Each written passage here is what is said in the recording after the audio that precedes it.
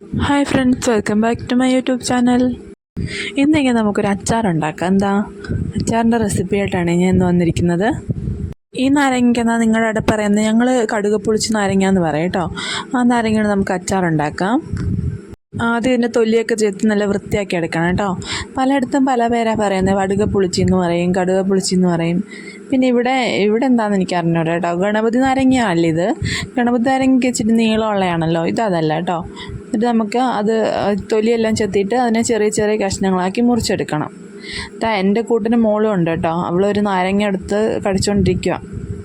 ഇതാ അവിടെ എക്സ്പ്രഷൻസ് ഞാൻ കാണിച്ചു തരാം കേട്ടോ. എന്നെപ്പോലെ തന്നെ അവൾക്കും ഭയങ്കര ഇഷ്ടമാണ് പുളി. ഞാനതുപോലെ തന്നെ എനിക്ക് ഭയങ്കര ഇഷ്ടമാണ്. അവളാണെങ്കിൽ അത് നക്കി തിന്നുകൊണ്ടിരുന്നത്. അതിൻ്റെ ആ പകുതി ഞാൻ മുറിച്ച് കൊടുത്താൽ മൊത്തം അവൾ തിന്നിട്ടുണ്ടായിരുന്നു കേട്ടോ. ആ ഭാഗം കുറച്ചേ ഉണ്ടായിരുന്നുള്ളൂ, അത് മൊത്തം അവൾ കഴിച്ചു. പിന്നെ ഈ നാരങ്ങയ്ക്ക് വലിയ കയ്പൊന്നുമില്ലേ. മറ്റേതാണെങ്കിൽ നമ്മൾ കടയിൽ നിന്നൊക്കെ വാങ്ങിക്കുന്നതിനാണെങ്കിൽ എൻ്റെ തൊലി ചെത്തി കഴിയുമ്പോൾ ഒരു കയ്പുണ്ട്. പക്ഷേ ഇതിന് ആ കയ്പൊന്നുമില്ല. അതല്ല, ആ നാരങ്ങയാണെങ്കിൽ ഒത്തിരി നേരം അരിഞ്ഞു വെക്കാൻ പറ്റത്തില്ലായിരുന്നു. അരിഞ്ഞു വെച്ച് കഴിഞ്ഞാൽ കയ്പ് കൂടും. പക്ഷേ ഇതിന് അങ്ങനെ പ്രശ്നമൊന്നുമില്ല കേട്ടോ.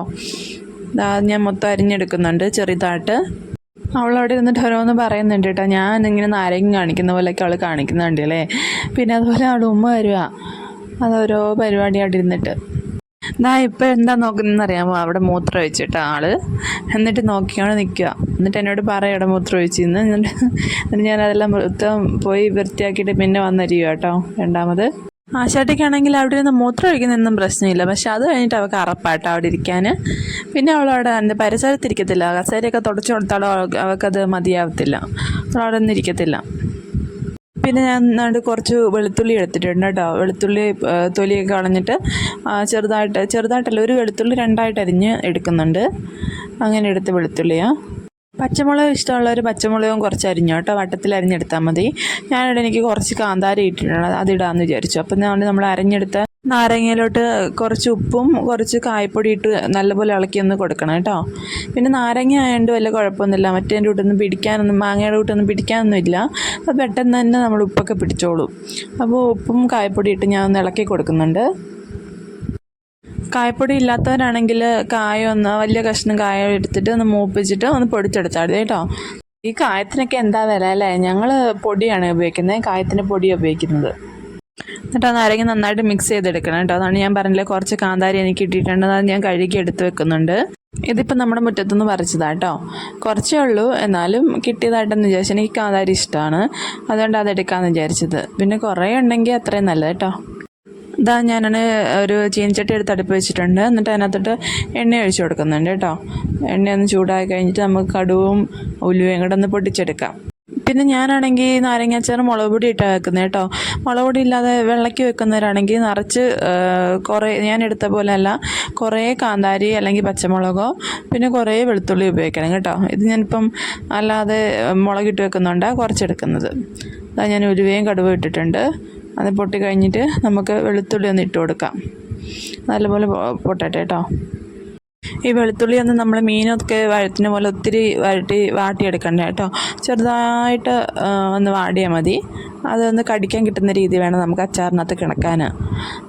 അപ്പോൾ അതൊന്ന് വെളുത്തുള്ളി ഇട്ടിട്ട് അതൊന്ന് വഴറ്റി കൊടുക്കാം. എനിക്കാണെങ്കിൽ നാരങ്ങാച്ചാർ ഇങ്ങനെ നമ്മൾ ഉച്ചയ്ക്ക് ചോറൊക്കെ കൊണ്ടുപോകുമ്പോൾ പൊതിച്ചോറിൻ്റെ കൂടെയൊക്കെ എനിക്ക് ഭയങ്കര ഇഷ്ടമാണ് കേട്ടോ. വേറെ അച്ചാറിനേക്കാളും നല്ല ടേസ്റ്റാണ് നാരങ്ങാച്ചാർ ചോറിൻ്റെ കൂടെ കഴിക്കാൻ. പ്രത്യേകിച്ച് ഈ നാരങ്ങയ്ക്കാണെങ്കിൽ കയ്പുമില്ല കേട്ടോ. അതിൻ്റെ കൂടെ ഞാൻ കാന്താരിയും കൂടെ ആഡ് ചെയ്ത് കൊടുക്കുന്നുണ്ട്. കാന്താരിയും കൂടി ഇട്ടിട്ട് നല്ലപോലെ ഒന്ന് വഴറ്റിയെടുക്കണം. കാന്താരി ഇടുമ്പോൾ ശ്രദ്ധിക്കുന്നത് പറഞ്ഞാൽ അത് വെളിച്ചെണ്ണയ്ക്കകത്ത് ഇടുമ്പോൾ പൊട്ടിത്തെറിക്കും കേട്ടോ. അപ്പോൾ നമ്മളൊന്ന് അടച്ചു വെച്ചിട്ടാകുമ്പോൾ അത് പൊട്ടിത്തെറിച്ച് കഴിഞ്ഞിട്ട് നമ്മൾ എടുക്കണമെങ്കിൽ കുഴപ്പമില്ല. അപ്പോൾ കാന്താരി ഇട്ട് കഴിഞ്ഞിട്ട് ഞാൻ ഇതാണ്ട് മുളക് പൊടി ഇട്ട് കൊടുക്കുന്നുണ്ട്. മുളക് പൊടി എണ്ണയ്ക്കകത്തുനിന്ന് നല്ലപോലെ ഒന്ന് മൂത്ത് കിടക്കട്ടെ കേട്ടോ. പച്ചമുളക് ഒന്ന് മാറുന്നത് വരെ ഒന്ന് ഇളക്കി കൊടുക്കണം. ഇതിലോട്ട് നമുക്കാണെങ്കിൽ നമ്മുടെ നാരങ്ങ മിക്സ് ചെയ്ത് കൊടുക്കാം കേട്ടോ. നാരങ്ങ ഇട്ട് കൊടുക്കാം. നാരങ്ങ ഇട്ടിട്ട് നല്ലപോലെ മിക്സ് ആക്കണം.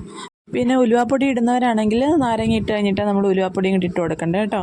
ഞാനിവിടെ ഉലുവാപ്പൊടി ഇട്ടില്ല, ഞാൻ ഉലുവ പൊട്ടിച്ചിടുന്നതുകൊണ്ട് എനിക്കങ്ങനെ ഇതില്ല. ഉലുവാപ്പൊടി ഇടുന്നവർ അങ്ങനെ ചെയ്യാവൂ. നാരങ്ങ ഇട്ട് കഴിഞ്ഞിട്ട് ഉലുവാപ്പൊടി കൂടി ഇട്ടിട്ട് നല്ലപോലെ മിക്സ് ചെയ്ത് യോജിപ്പിച്ചെടുക്കണം. പിന്നെ നാരങ്ങ ഒന്ന് വാടിയാലും കുഴപ്പമൊന്നുമില്ല കേട്ടോ. നമ്മൾ മാങ്ങയൊക്കെ ആണെങ്കിൽ ഇങ്ങനെ തീക്കകത്ത് വെച്ചിട്ട് ഇളക്കിക്കൊണ്ടിരിക്കരുത്, പെട്ടെന്ന് വാടിപ്പോയാൽ വേറൊരു ടേസ്റ്റാണ്. പക്ഷെ നാരങ്ങ ഒന്ന് വാടിയാലും പ്രശ്നമൊന്നുമില്ല. അപ്പം ഞാൻ ചെറിയ തീക്കകത്തൊന്ന് 2-3 മിനിറ്റ് ഒന്ന് ഇളക്കി എടുക്കുന്നുണ്ട്. കറിവേപ്പില ഉള്ളവർ ഈ സമയത്ത് കറിവേപ്പിലൊക്കെ ഇട്ട് കൊടുക്കണം കേട്ടോ. പിന്നെ ആ എണ്ണ തെളിയുന്നത് വരെ ഞാൻ ഇളക്കി കൊടുത്തു. അപ്പോൾ എണ്ണ തെളിഞ്ഞ് വരുന്നുണ്ടല്ലേ. ഇതിനേക്കാളും ടേസ്റ്റ് ഉണ്ട് കേട്ടോ. ഈ നാരങ്ങ എല്ലാം ഒരു കുപ്പിക്കിലോട്ട് മാറ്റിയിട്ട് നമ്മുടെ ഈ ചീനച്ചട്ടിക്കകത്ത് കുറച്ച് ചോറ് ഒന്ന് ഇളക്കി കഴിച്ച് നോക്കട്ടെ. നല്ല ടേസ്റ്റാണ്. അതെനിക്കിഷ്ടമാണ് കേട്ടോ അങ്ങനെ കഴിക്കാനും. എല്ലാവരും നാരങ്ങ ഇട്ടാണെങ്കിൽ ഇങ്ങനെ ഒന്ന് ട്രൈ ചെയ്ത് നോക്ക്. സിമ്പിൾ ഒരു നാരങ്ങ അച്ചാർ റെസിപ്പിയാണ്. ഓക്കെ, അടുത്ത വീഡിയോ കാണുന്നവരെ ടാറ്റ ബൈ ബൈ.